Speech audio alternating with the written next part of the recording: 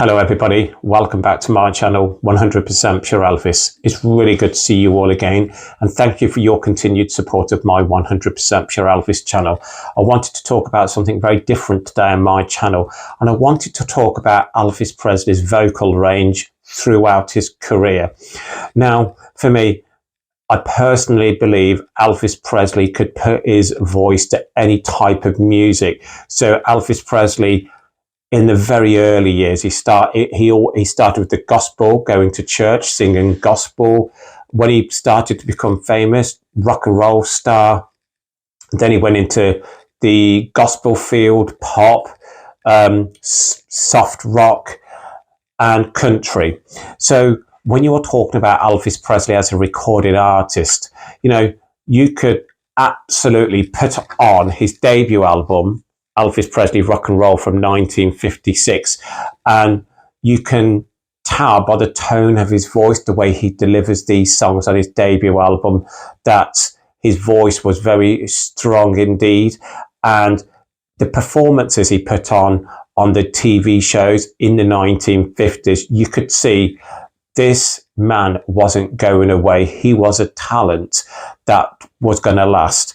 And for me, personally, I believe if Elvis Presley wouldn't have gone into the army, would he have been able to change his style of music going into the 1960s? Because each decade has a different style of music, and I think Elvis Presley was on point in conforming to the music style that was relevant at that time. And the two albums that I wanted to talk to you about today is obviously his debut album, Elvis Presley Rock and Roll from 1956.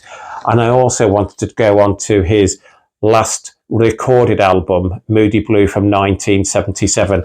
And I wanted to talk about the different styles in Elvis Presley's delivery on these two albums. And being a huge Elvis fan, again, when you listen to Elvis, it all depends on what sort of mood you are in, what sort of music you want to listen to. I've always said I do tend to veer more towards the 1970s, the latter part of his career, for my favourite albums of Elvis. But again, when you are talking about the 1950s Elvis, you can't get away from his debut album, Rock and Roll. It's such an iconic album, and again, an iconic cover as well. Now, the album I've got here obviously isn't the original from 1956. I wish it was. This is a German reissue import from 1983 on the back. So a very different back cover on this German import. The catalogue number NL89046. You will all know the track listing on Elvis Presley's debut album. We have Blue Suede Shoes, I'm Counting on You, I Got a Woman, One-Sided Love Affair, I Love You Because, Just Because, Tutti Frutti, Trying to Get to You, I'm Gonna Sit Right Down and Cry Over You, I'll Never Let You Go, Little Darling, Blue Moon, Money, Honey. So when you talk about the tracks that are on Elvis Presley's debut album, you got your Rock and Rollers, Blue Suede Shoes, I Got a Woman, Tutti Frutti, and then Money Honey, and then you've got your ballads, One-Sided Love Affair, I Love You Because, I'll Never Let You Go, Little Darling. For me, it is such an outstanding debut album. I don't think it can be matched. And, when you are talking about Elvis's delivery on his debut album, they are such iconic songs from his debut album as well. And I don't think there's any weak tracks whatsoever on Elvis Presley's debut album. Now, as I was saying earlier, Elvis Presley's debut album is an album I didn't really appreciate until going into the early 1990s, when I really started collecting Elvis as an avid Elvis fan. And again, listening, I remember the first time I appreciated Elvis Presley's debut album. You can just put the album on, and each track is just, there's no weak tracks on this album whatsoever. Do I have a favourite on Elvis Presley's debut album? I love the beautiful One-Sided Love Affair, Trying to Get to You, I'll Never Let You Go, Little Darling. But believe it or not, I've never been a huge fan of Blue Suede Shoes. It's not to say I don't like the song. I've just never been a big fan of it. But when you are talking about Elvis Presley's delivery on his debut album, it was of the time. He was the rock and roll star that came along at the right time for the public to idolize. And again, in my personal opinion, when it came to 1958, when Elvis Presley was drafted into the army, I think that was a masterstroke, because going out of the 50s into the 60s, people's music tastes was changing. And would Elvis have conformed with that if he hadn't gone into the army? I think for me it was a masterstroke by Colonel Tom Parker to keep his adoring fans from 1958 to 1960, release after release after release of great rock and roll songs, some ballads there as well, and always kept Elvis near to the #1 chart position around the world. And in my personal opinion, when Elvis came out of the army, started recording your more like poppy sounding songs, and again came at the right time. But when you are talking about Elvis Presley's musical prowess on his debut album, Elvis Presley Rock and Roll, I don't think it can personally be beaten in respect of a rock and roll album. Now, again, when you are talking about rock and roll, there's so many great rock and roll artists out there. And I don't know if I've mentioned it on my channel before, because this channel is solely all about Elvis. I'm a huge fan of Eddie Cochran as well. And I think Eddie Cochran he would have been a massive rock and roll artist. And again, very different style of delivery from Eddie Cochran. But when you're talking about Elvis Presley's debut album, Rock and Roll from 1956, I personally don't think it can be beaten as a debut album. And the way he delivers each of these songs on this debut album, for me, it's the talent just comes through.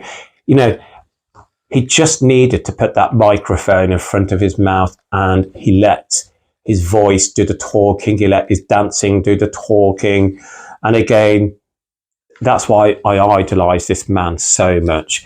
As I was saying, this is a 1983 German copy with that catalogue number NL89046. Now, I can't remember how much this cost me, unfortunately. Inside its original sleeve, and it's on the black RCA label. Now, obviously, the original would have been in mono, but this is in stereo, because this is a reissue. But again, they are the holy grail. If anyone's fortunate enough to have the original from 1956, massive well done, because you're looking at a good price there. But so yes, I really wanted to talk about this album, even though I tend not to listen to it a great deal. In my personal opinion, the best rock and roll album of all time. I have said on my channel before, I do prefer Elvis Presley's second album than this one. But what I mean is, I'm solely talking about debut albums. And I do believe Elvis Presley Rock and Roll from 1956 is the best debut album ever recorded, in my opinion, from a rock and roll artist. Let's go on to his last recorded album, Moody Blue. Very different style of singing. Elvis obviously kept his career, was always in the limelight. In the 1960s, he was the matinee star of the movies. Again, did I like all of his soundtracks from the 1960s? Not all of them, but I've got all of them in my collection. And being a massive Elvis fan, I don't like to be negative about Elvis, but there's a few of his soundtracks that I'm not overly keen on. But But then going through the 1960s and the soundtrack albums, Elvis was contracted to do the soundtrack albums alongside the movie. And I think in the early soundtrack albums that were recorded by Elvis in the 1960s, you could tell he was enjoying the soundtrack. He was enjoying delivering the songs, and very different style of delivery from Elvis for his soundtrack albums. And then you have his other albums like Elvis is Back. What a great album, coming out of the army, probably, coming out of the army and releasing Elvis is Back. Again, master stroke from RCA and Colonel Tom Parker. I think Elvis's voice coming into 1960s was richer. He had more prowess behind him. I think he delivered songs better as well. And coming into the mid 1960s, when the soundtrack albums started becoming a bit weaker, I think you could tell then by how Elvis was delivering some of the songs on the soundtrack albums, you could see he wasn't enjoying it as much. And you could just, I think, as a fan, I can personally tell when Elvis is delivering a song on vinyl, you can tell by how he's delivering it that he personally is not overly liking what he is singing. I hope you understand what I'm saying there. But then you go on to the 1968 NBC TV special, Back at His Best. Yeah, and it's just the way he performed at the comeback special, for me, back on top form. He had a lot to deal with in the 1960s. The Beatles, more rock and roll artists, more artists and groups that people would be buying rather than Elvis. Because what you got to remember is in the 1960s, people looked on Elvis as the movie star, releasing soundtrack albums to accompany his movies. And again, obviously I wasn't around in them days, but I can imagine being an Elvis fan in them days. Was it frustrating? Please, if you were around in the 1960s, what was it? Did it get frustrating not having studio albums released by Elvis a great deal? And again, you got the Something for Everybody album, great album as well. I really enjoy listening to that. But then you're going into 1969, you've got your From Elvis in Memphis, Back in Memphis album. Oh, it's just outstanding. Then let's talk about the 1970s. Obviously, my favourite Elvis Presley album of all time is That's the Way It Is. I just think, obviously, it was recorded live. Some of them were recorded in the studio. Again, going into the 1970s, in all three eras of Elvis, 50s, 60s and 70s, I do believe his most powerful time in his musical career was in the 1970s. He grew into his voice. He knew how to deliver a great song. Even songs that he didn't enjoy performing in concerts, but he did them because of his fans. He delivered them with such gusto and passion that he could deliver anything. So, the rock and roll star from the 1950s going up to the superstar of the 1970s, he still sang them rock and roll songs that his fans wanted to hear, but he delivered them in a different style. And he didn't take anything away from the songs whatsoever, in my personal opinion.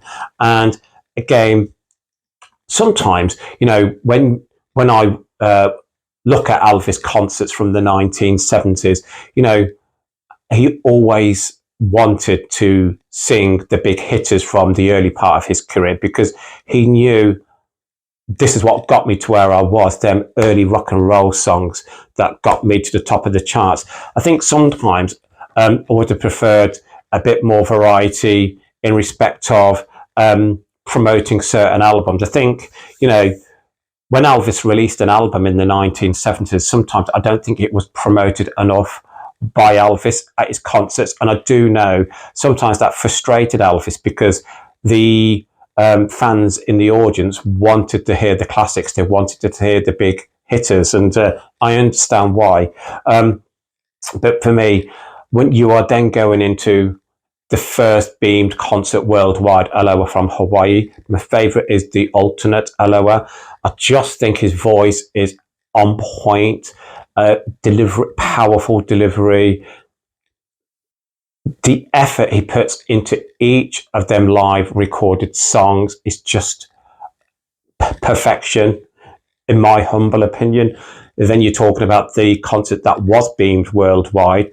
I do think he looks more nervous in the one beamed worldwide because he knew what was on his shoulders, but he still gave a magnificent performance. Then you talk about recorded live on stage in Memphis album, Madison Square Garden live album. There's so many great live albums that Elvis did. And again, when you talk about the 1970s, you all know it's my favorite era of Elvis music. I think his voice was fuller. It was richer. I think he delivered the song better. In the early part of his career in the 1950s, again, he delivered the his rock and roll songs of the 1950s perfectly with his movement on stage, which he was banned from doing on TV, as you all know. But going into the 1970s, I think obviously that superstar throughout his career, he knew how to deliver the song. And when you talk about the 1970s, I'm going to go rewind a bit. When you talk about the 1950s, obviously Elvis was that rock and roll star. People say Elvis was the first massive rock and roll star, and I truly believe that. But in the 1950s, he also recorded gospel, Christmas songs, ballads as well. So again, in the 1950s, Elvis did not shy away from any type of music as long as he knew he could deliver what his audience wanted. And I think us as Elvis fans, we have so much to thank Elvis for, because he was such a star that he wanted to record as much of his favorite music tastes as possible. But throughout the 70s, with each live album and studio album that was released, even going into the mid 70s, when his album sales were declining slightly, I still think Elvis was making great music, sounding magnificent. Obviously, Elvis toured extensively throughout the 1970s, always on the road. Sometimes, he'd only have a 2-month break between concert tours. I do wish he would have had longer at times. But again, very, very rarely did he cancel a concert. But then I wanted to go on to his last recorded album. Some of the tracks were live on stage, and some of the tracks were, as you all know, recorded in the Jungle Room at Graceland. The copy of Moody Blue that I'm sharing with you here, again, is a reissue from 2015, and it's on blue vinyl. And again, I think it's such an iconic front cover of an Elvis album as well, with it being his last album released during his lifetime. I think it's iconic as well in a different way. Elvis just that image there. I mean, it doesn't cover the whole page. All you need is this little image of Elvis in concert here. I think, if I remember correctly, that's from 1972. That light just coming down on Elvis, I just think it's perfection. I love the 1970s font. I love the square, the blue for Moody Blue. I love everything about this album. On the back, another great image of Elvis. Again, I do believe that's 1972. The copy that I own here, the catalogue number, it is a long one, 889854469191. And again, you've got the original style sleeve inside from the 1970s, but obviously don't forget this is a 2015 reissue. And I loved the style of this from the 1970s, showcasing other Elvis Presley albums that you could purchase at the time. And inside that gorgeous blue vinyl on that black RCA Victor label. And again, obviously when Moody Blue was issued first time around in 1977, you could purchase it on blue vinyl and also black vinyl. And Unfortunately, I do have an original from 1977, but that's on black vinyl. But I'm looking at trying to find the original 1977 copy on blue vinyl. So again, but when you talk about the tracks on Moody Blue, we have side one, Unchained Melody, If You Love Me, Let Me Know, Little Darling, He'll Have to Go, Let Me Be There. Side two, Way Down, Pledge You My Love, Moody Blue, She Thinks I Still Care, It's Easy For You. Now let's get talking about these tracks. Unchained Melody, iconic performance of Unchained Melody, makes it his own. If You Love Me, Let Me Know, what a beautiful song. Little Darling, a fun song that Elvis, you can tell, enjoys singing. He'll Have to Go, a beautiful ballad from Elvis, sung for me effortlessly in the jungle room at Graceland. And Let Me Be There, again, that was originally Olivia Newton-John, but Elvis does a great version of Let Me Be There. That was recorded in Memphis, Tennessee. Way Down was a great rocker that Elvis recorded. It was his last number one during his lifetime in the United Kingdom. So when Elvis passed away, the song was at number 18 in the UK singles chart, I believe, and then it shot to number one. So it wasn't a number one during Elvis Presley's lifetime, but it was his last number one that was released while he was still alive. Pledging My Love, a beautiful ballad. Moody Blue, I love it, love it. She Thinks I Still Care is one of my stepfather's favourite Elvis Presley songs. I think it's a beautiful song. And then we have It's Easy For You, again, a beautiful ballad. So when you're talking about the delivery of songs from Moody Blue, very different indeed, obviously, from his debut album, but there's still some similarities in respect of the ballads as well. And I think across the two albums, the style of Elvis's delivery is on point, perfection. And I think this is what you get from someone of Elvis's caliber. And I will always say Elvis Presley will never be matched in regards to vocal prowess, performance, styles of music he could sing. And for me, again, when you go back to his debut album, Elvis Presley Rock and Roll from 1956, all the way up to his last released album during his lifetime, Moody Blue, what a great catalogue of music that Elvis Presley left us as his fans to enjoy forever. And the collecting of Elvis, for me, I just love it. Whenever I go out to a record fair, to a charity shop, I still absolutely get butterflies when I see anything of Elvis that I still do not own. And again, but when people start talking to me about Elvis and his music, I could talk for hours. And, again, talking about Elvis as a man and also Elvis as the entertainer, some people say, is that two different things?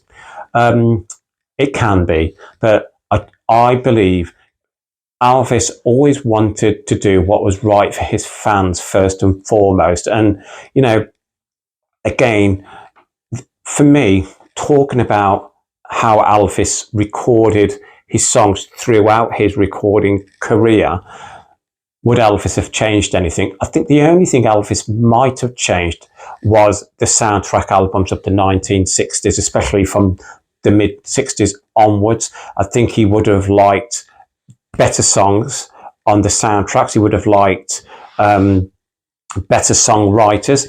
But again, even on some of the weakest soundtrack albums, there's still some great songs that Elvis delivered, because Elvis wanted to do his best on each song that he recorded. And as I said earlier in this upload, you could tell when Elvis wasn't happy recording something. For me, I always turn to like the Double Trouble album. I think some of the songs on there are quite weak, and you can tell how Elvis is singing them, that he's probably thinking in the back of his head, oh, what am I singing here? I've had many of the discussion with some of my subscribers actually about sometimes about being negative about certain Elvis soundtracks. You know, I won't apologise about not enjoying a soundtrack album.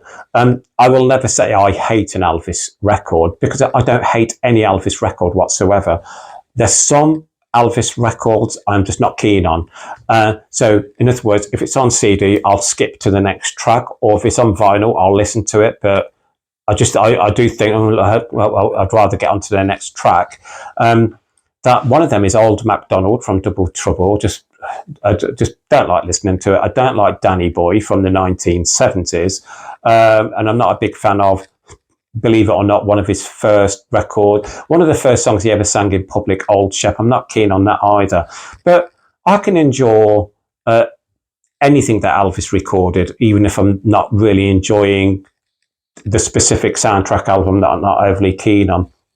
But going back to where I started on this upload, I just really wanted to talk about, for me, the delivery of songs that Elvis gave to his public throughout his recording career. And I truly believe every single album that Elvis released during his career, he gave 100% behind it.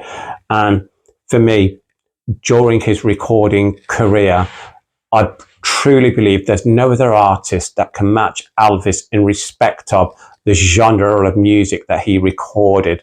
You know, again, when you look at the big stars of today, you know, would some of these be able to record a rock and roll, pop, country, gospel? Not many, and not to the style that Elvis delivered it.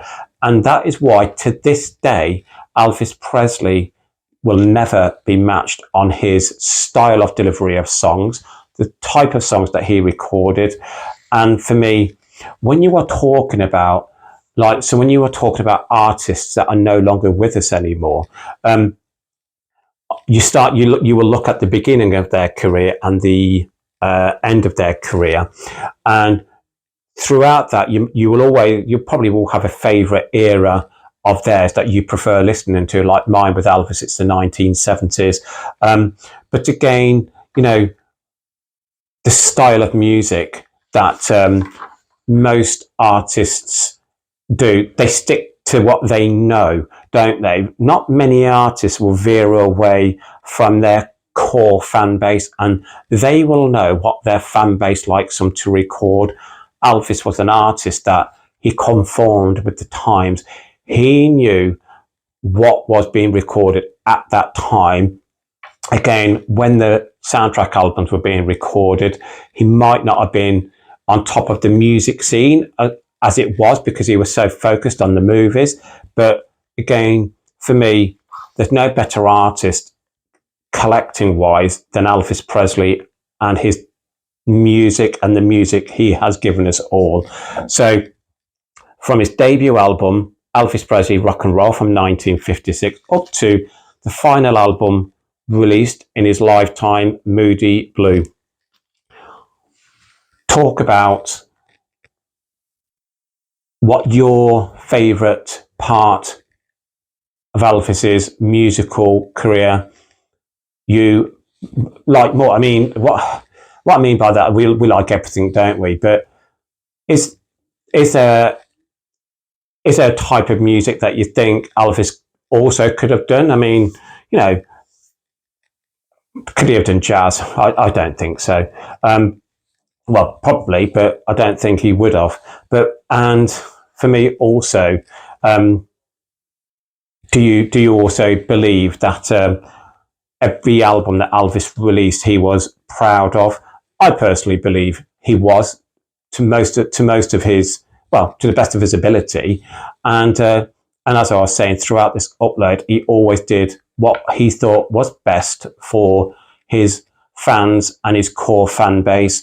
And again, it just goes to show in his record sales worldwide, to this day, one of the best-selling artists of all time, can't be touched in my eyes. And you go from the albums from the 1950s into the 60s, into the 70s, you can put an album on from each of them three eras, and you can just understand why Elvis Presley has touched so many hearts around the world and still does to this day with his music.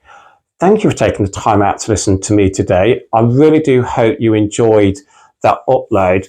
And if you disagree with anything that I've said, please don't hesitate to put it in the comments below and we can have a discussion about it. And but again, what's your thoughts on the music career of Elvis Presley and how he delivered his albums and how his vocal range, for me, from the 1950s as that rock and roll artist with that delivery on stage, with the big rock and roll hits going into the 60s, with mainly your soundtrack albums, going into the 70s, which was more your live recorded albums, your studio albums, the softer songs. You know, again, I truly believe Elvis was on top form throughout his career. Thank you all for taking the time out to watch this upload today. And I always sign out by saying, please keep Elvis close to your hearts. Please keep on playing his music. Lots of love, everybody. Speak soon. Bye-bye.